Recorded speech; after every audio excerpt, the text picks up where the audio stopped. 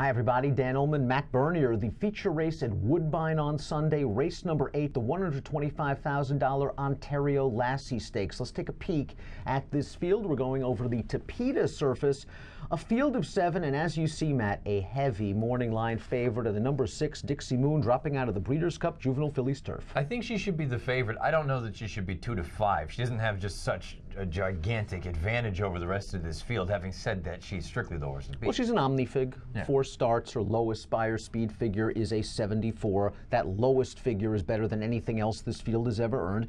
Far from embarrassed in the Breeders' Cup. I mean, a little bit wide heading into the first turn. Sort of an even performance down on the rail. And you could probably make the argument she repeats that race. She's going to win. She is strictly the horse to beat. DRF Bet sponsors our coverage of the Ontario Lassie Stakes. And take a look at this deal. Limited time offer, folks. You better act now.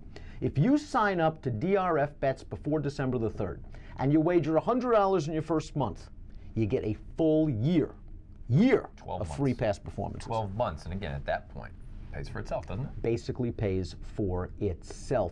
This is an intriguing race. The favorite is the horse to beat Dixie Moon, but there are some promising runners in here, and I want to talk a little bit about the number 1, Queen's Fate. This is a very lightly raced daughter of Artie Schiller. She made her debut at Kentucky Downs. We know that that turf course can be a little bit quirky, especially for inexperienced horses, and she made up some late ground. Last time out, she graduated over firm turf at Keeneland. I thought she had a perfect trip. Yeah, perfect trip, and I also just don't like the field that she beat that day. It hasn't come back all that strong thus far. I'm not going to hold the debut against her. Not only is it Kentucky Downs, but it was yielding turf as well. And now look, she's an Ontario bred. I think they're going to take a shot up here. For what it's worth, I want to say past handful of years, Maker's numbers going turf to synth up at Woodbine, they're not great. They're not, it's small sample size, but 1 for 8. It's not like all of a sudden he's a prolific winner as he normally is. Would it surprise me if she ran well? No, but I don't love her. This is a little bit of a test, trying synthetic for the first time. But as the Timeform U.S. pace projector indicates, she might get a really nice setup. At Red Bar, fast pace expected. The 5, Lunar Garden, expected to make the lead. The 6, Dixie Moon, the horse to beat, pressing the pace. And the 1, Queen's Fate, tucking in behind. Maybe she gets a setup this time around. The 7, Loopity Loo, is another horse that might benefit from the favorable pace scenario, although she was on the lead in her most recent start on September the 16th at Woodbine. I was a little bit disappointed she lost that race, but we do have a positive formulator fact for trainer Mark Casse. Over the past 5 years, with 2-year-olds off this kind of a layoff on synthetic, 47%, a $3.42 return on investment.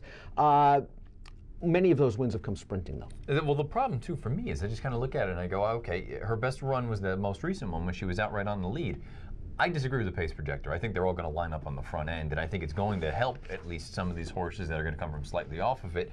At the same time, I don't know if she's good enough to sit and pass horses. The 4, Fairy Hill, is 20-1 on the morning line. Stretch out sprinter. I'm expecting her to eventually make the lead in here. She might have to go way too fast for her own good, but I think that she is going to be the speed of the speed stretching out. She was claimed out of her most recent race. She was entered for only a $25,000 tag. She won easily. The buyer was very light. It is worth noting that her trainer excels off the claim and does have a positive formulator fact. Last out maiden winners on synthetic, 33%, 274 ROI. Still, she must improve by leaps and bounds. Yeah, I mean, plain and simple. It doesn't matter if you've got the greatest trainer in history. I mean, this horse is slow. Safe to say goes out for Cassie. And at least we know she likes to come from off the pace. So if you think they line up, maybe this is one you can consider at least underneath in the bottom of your exotic wagers at a gigantic price. She's 20-1 on the morning line. Even performance in the Princess Elizabeth, first time 2 turns. And what I didn't like about that race is, boy, the buyer decreased. Yeah, buyer decreased, and that's never a good thing. You always want to see some sort of forward move, some progression. Seems like she's at least flattened out. And I also wonder, maybe she's going to be better going shorter. Conversely, the 3, Gossadarina, actually improved her buyer speed figure when stretched out in the South Ocean Stakes. Her first start against winners. She came with a good solid run. Why can't she make another run into the teeth of a fast pace? I picked her second. I think she got a big chance in here. We did that race the day of the South Ocean. I was torn between her and another horse. Picked the other horse. The other horse was nowhere. This filly ran on at the end. I think distance is her friend. I really want to make a little bit of a case for the 5, Lunar Garden, as a possible upsetter. She really has a beautiful pedigree by Malibu Moon out of a Stormcat mare. Now, she's still a maiden. She's lost a couple of races that you could argue she might have won, especially last time out, although it was her first time stretching out to a mile and a 16th. I thought she made an easy lead. She did fight hard in the stretch. maybe if she sits off the pace this time around, and it is a new trick, and you got to teach him a new trick. Maybe if she sits off Fairy Hill, she can inherit the lead and try to hold off the closers. Well, the good news is she sat a little bit in that debut. She didn't get up there in time, but she sat and at least came with a little bit of a run. If you think that she's going to be able to do that successfully going 2 turns, sure, why not? Let's take a look at our top selections for the Ontario Lassie Stakes. We don't think she should be 2 to 5, but we do think she's the most likely winner, and we think that the 6 Dixie Moon gets through for Catherine Day Phillips, who's having a tremendous year. Yeah, I think she's really good. I mean, there's really not a lot else to add to that. 6, 3, 1, and 5 for Matt. 6, 1, 5, and 7 for me in the Ontario Lassie. Let's put that deal up one more time. If you're betting the Woodbine card on Sunday and you sign up to DRF Bets before December the 3rd, boy, you wager $100 in your first 30 days and you get a full year of free past performances. Great deal. DRF.com/1 is where you need to go for more information. Approximate post time for the 8th at Woodbine, 4:26 Eastern. Good luck.